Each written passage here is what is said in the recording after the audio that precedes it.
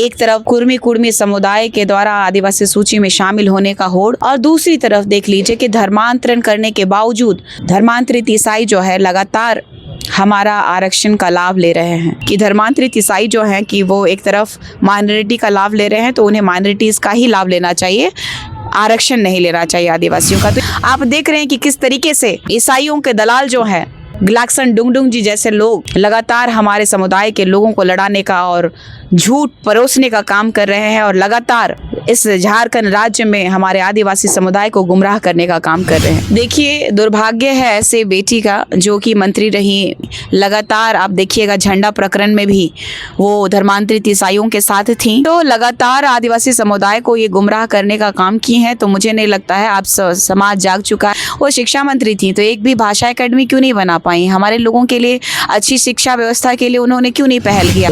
कुर्मी समाज के खिलाफ आंदोलन होता है तो सारा आदिवासी समाज एक हो जाता है। जैसे ही ईसाइयत और धर्मांतरण की बात आती है तो ईसाई समाज में दो गुट में बढ़ जाता है। उस पर मिशनरियों का एक मिशन चल रहा है कि किस तरीके से हमारे भारत देश में मिशनरियों को कन्वर्ट करते करते हमारे जल जंगल जमीन पर कब्जा करना है, भारत देश पे ये लोग कब्जा करने का इन लोगों का मिशन चल रहा है। धर्मांतरण लगातार होते रहा है, हमारा झारखंड राज्य में बृहद रूप से हुआ है।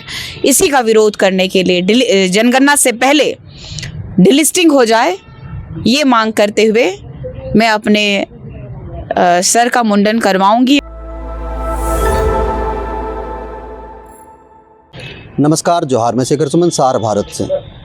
निशा भगत एक बार फिर से चर्चे में है। 12 दिसंबर को इन्होंने ऐलान किया है कि ये राजभवन के समीप जो है अपना सर मुड़वाएंगी। वजह यह है कि वजह वही धर्मांतरण है और ईसाइयों के खिलाफ जो विरोध है और इनकी जो डिलिस्टिंग की मांग है उसको लेकर है। हमारे साथ बात करने के लिए निशा भगत हैं। निशा भगत जी, आपने ऐसा ऐलान क्यों किया? पहले सार भारत के माध्यम से जितने भी दर्शक है, श्रोतागण है, उनको मेरी तरफ से जोहार, जय धर्म। चूँकि हमारा जो झारखंड राज्य है 5th शेड्यूल के तहत आने वाला रूढ़िवादी परंपरा को मानने वाले आदिवासी राज्य के रूप में जाना जाता है, और लगातार आदिवासी समुदाय है, आप देख रहे हैं कि रास्ते में नज़र आ रहा है जन आक्रोश करते हुए, महारैलियाँ करते हुए। आदिवासी अस्मिता वाकई खतरे में है। इस झारखंड ही नहीं, पूरे भारत में आदिवासियों की वजह से ही भारत देश जो है जाना जाता है संस्कृतियों के लिए।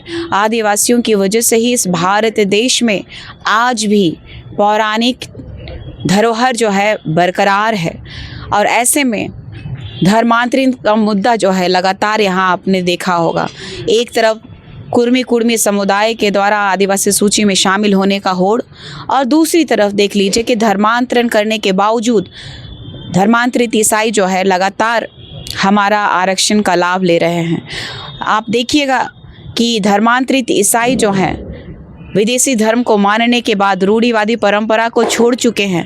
अगर कहा जाए तो लुकुर कमेटी के हिसाब से अगर देखा जाए तो 5 मापदंडों को देखा जाएगा तो ये धर्मांतरित ईसाइयों का जो परंपरा संस्कृति है, विदेशियों का धर्म है, अंग्रेजों का धर्म है, तो ये हमारी रूढ़िवादी परंपरा को छोड़ चुके हैं। हमारी संस्कृति को मटियामेट करने के लिए पूरी तरीके से इन लोगों ने बेड़ा उठा लिया है। आप देख रहे हैं कि किस तरीके से धर्मांतरित ईसाइयों के दलाल जो हैं ग्लाक्सन डुंगडुंग जी जैसे लोग लगातार हमारे समुदाय के लोगों को लड़ाने का और झूठ परोसने का काम कर रहे हैं, और लगातार इस झारखंड राज्य में हमारे आदिवासी समुदाय को गुमराह करने का काम कर रहे हैं। ऐसे में मैंने प्रण लिया कि अगर समाज के लिए बेहतर कार्य करना है, अगर बाबा पंकराज कार्तिक उरांव जी के आदर्शों पे चलना है, भगवान बिरसा मुंडा जी के आदर्शों पे चलना है, क्योंकि ये धर्मांतरण का जो मुद्दा है ये हम आदिवासी आज से नहीं उठा रहे हैं। पंकराज बाबा कार्तिक उरांव जी ने भी 348 सांसदों का हस्ताक्षर लेकर के केंद्र की सरकार को उखाड़ के फेंकने का काम कोशिश उन्होंने किया था, लेकिन लगातार जो है कांग्रेस सरकार है ईसाइयों के हितैषी रही है। धर्मांतरण लगातार होते रहा है, हमारा झारखंड राज्य में बृहद रूप से हुआ है।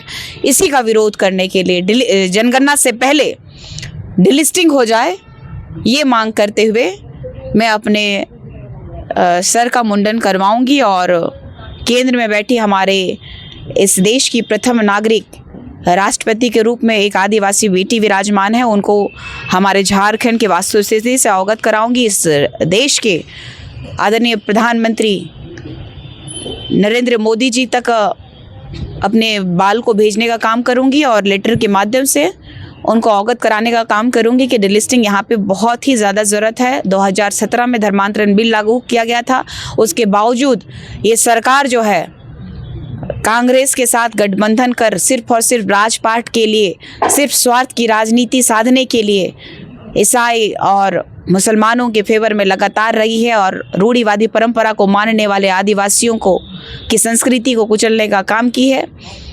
तो मैं केंद्र की सरकार से आह्वान करूंगी और इस राज्य के राज्यपाल महोदय को भी अवगत कराएंगे हम अपने बाल को भेजने के और भेज करके, और हमारे जो केंद्रीय सरना समिति के द्वारा जो आवेदन बनाया जाएगा उसके माध्यम से हम लोग उनको चिताने का काम करेंगे। आपने बाबा कार्तिक ओरांव का नाम लिया, तो बाबा कार्तिक ओरांव की सुपुत्री जो है श्रीमती गीता श्री ओरांव, उनसे जब बात होती है तो उनका आरोप होता है कि आदिवासियत को ख़त्म करने की कोशिश आरएसएस और जो है हिंदूवादी संगठन कर रहे हैं, उस पर क्या कहेंगे? देखिए, दुर्भाग्य है ऐसे बेटी का जो कि मंत्री रही, विधायक रही। आदिवासी समुदाय ने एक विश्वास के साथ उनको जिताया, उनके पिता के द्वारा, उनके पिता के कारण ही जिताया, लेकिन उनके पिता के आदर्शों पे वो चल नहीं पाई। लगातार आप देखिएगा झंडा प्रकरण में भी वो धर्मांतरित ईसाइयों के साथ थी।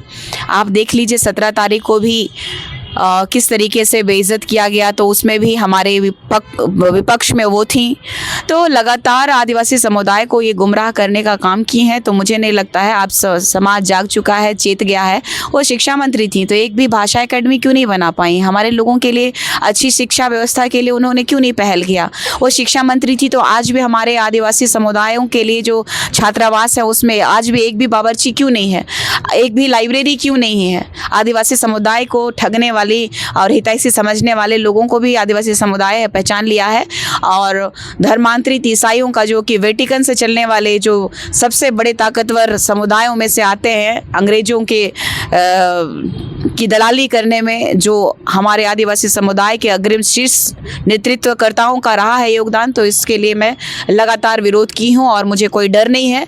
और जो गलत है तो गलत कहने में मुझे कतई किसी भी तरह का कोई संकोच नहीं है। आदिवासी समुदाय को बचाने का जो प्रण ली हूँ, मैं कोई आटी पार्टी से नहीं हूँ, मैं समाज की बेटी हूँ और केंद्रीय सरना समिति में समाज के परिप्रेक्ष्य में काम कर रही हूँ। जब कुर्मी समाज के खिलाफ आंदोलन होता है तो सारा आदिवासी समाज एक हो जाता है। जैसे ही ईसाइयत और धर्मांतरण की बात आती है तो ईसाई समाज में 2 गुट में बढ़ जाते हैं, और फिर एक गुट जो आप धर्मांतरण के खिलाफ बोलने वाले गुट पे ये आरोप लगता है कि ये आरएसएस या भाजपा से फंडिंग लेके ये जो है दुष्प्रचार कर रही है, उस पर क्या कहेंगे? देखिए, कई ऐसा मंच में जो कि बोला गया मुझे कि धर्मांतरित ईसाइयों के बारे में नहीं बोलना है, तो मैंने साफ कह दिया कि अब मुझे किसी भी जगह में अगर धर्मांतरित ईसाइयों के साथ अगर मंच साझा करना होगा तो मैं नहीं जाऊंगी।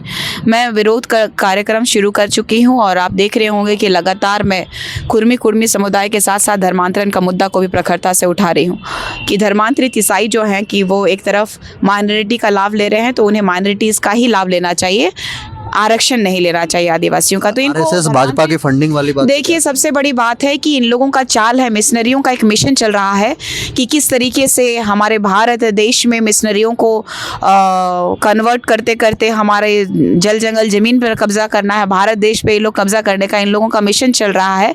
और ये लोग धर्म के नाम पे एक ओछी राजनीति करने का भी काम कर रहे हैं। और जो लोग हमारे आदिवासी समुदाय को गुमराह कर रहे हैं वो आदिवासी से जो धर्मांतरित हो चुके हैं, उन लोगों ने अपना ईमान को खो दिया है और लोक लाज लज्जा सब खो दिया है। इनको औकात है तो ये कहे ना भाई कि मैं हूँ, तो क्यों नहीं कहते हैं जिस ऐसे हैं। तो भाई सबसे बड़ी बात है कि ये लोग जो है कि झारखंड को पूरी तरह से मटियामेट कर नाकाम करना है। और धर्मांतरित ईसाई, वो लोग तो कहते हैं सरना ईसाई भाई भाई हैं। कैसे भाई भाई है भाई? चर्च जाते हैं ये लोग, ये लोगों का संस्कार अलग है। आप लुकुर कमेटी को उठा के देख लीजिए ना, रूढ़िवादी परंपरा को मानने वाले, जो पुराने धरोहर को मानने वाले लोग, भौगोलिक अलगाव होना चाहिए। ये लोग का वेटिकन सिटी जाए ना भाई, जेरूसलेम हमारा आदिवासी समुदाय के सरना स्थल को गलत कहा जाता है। बाइबल में जो नेमा बाइबल में गलत चीजें लिखी गई हैं, क्यों प्रकाशित हुआ, क्यों बैंड करना पड़ा इन लोगों को? तो ये गलत अफवाहें फैलाई गई हमारे संस्कृति को नष्ट करने के लिए। मैंने केस भी किया है, जिस तरीके से इन लोगों ने मुझ पे केस किया तो मैंने भी केस किया। मैं देखना चाहती हूँ कि इस भारत देश के संविधान में जो न्याय का मंदिर है वो कब तक मौन रहता है, चूंकि ये लगातार आदिवासी अस्मिता पे सवाल उठाया जा रहा है कि आदिवासी बेटियों को गाली गलौज किया जा रहा है, मारने की धमकियां दी जा रही हैं, लेकिन फिर भी ये शासन और प्रशासन जो है मौन है। और लगातार जो अनुसंधान किया जा रहा है सिर्फ अनुसंधान में ही चल रहा है। ये पूरा सिस्टम न्याय की उम्मीद करते हैं, जो न्याय का मंदिर है उनको भी मैं चेताना चाहती हूँ कि सिर्फ और सिर्फ पूंजीपतियों को ही न्याय मिलेगा क्या? इस देश के मूल नागरिक, मूल मालिकों को न्याय कब मिलेगा? मैं पूछना चाहती हूँ न्याय के मंदिर से भी। एक और बस प्रश्न है मेरा कि अभी चंगई जो सभा हो रही है, चांद गांव में जो चंगई महासभा के खिलाफ आदिवासियों की महारैली है, उसमें निशा भगत क्यों नहीं पहुंची? देखिए, केंद्रीय सरना समिति का आज का ऑलरेडी हम लोगों का प्रेस कॉन्फ्रेंस का आयोजन का प्रोग्राम तय था और 20 तारीख को हमारा कार्यक्रम होना था, लेकिन 20 तारीख को न करते हुए हम लोग 12 तारीख को कर रहे हैं और आदिवासी समुदाय जाग चुका है। मुझे पूर्ण विश्वास है कि आदिवासी समुदाय अब लड़ने के लिए तैयार है। आप देख लीजिए, पूरे झारखंड में आदिवासी समुदाय का उलगुलान हुआ है। आदिवासी समुदाय का रास्ते पे आना, ये दूसरे समुदाय के लोगों का डर जो है देखने को मिल रहा है कि अगर आदिवासी समुदाय जो खंड खंड में बटे हुए लोग अगर एक जगह मंच पे आ जाएंगे तो एक जन सैलाब, एक सुनामी आ जाएगी। तो मैं सभी सरना आदिवासियों से मैं कहना चाहूँगी कि 12 तारीख को राजभवन घेराव के लिए, जिस तरीके से बंगाल के लोगों ने भी कहा है कि हम झारखंड ज़रूर पहुँचेंगे, डिलिस्टिंग होना चाहिए, इसकी पहल अच्छी है। तो हम आप तमाम आदिवासियों से कहेंगे अपनी संस्कृति की रक्षा करनी है, रूढ़िवादी परंपरा की का रक्षा करना है, अपना सरना झंडा का रक्षा करना है, सरना समुदाय का रक्षा करना है। तो आप 12 तारीख को राजभवन के समक्ष आइए और अपना एकजुटता का परिचय दें। धन्यवाद। जोहार, जय धर्म।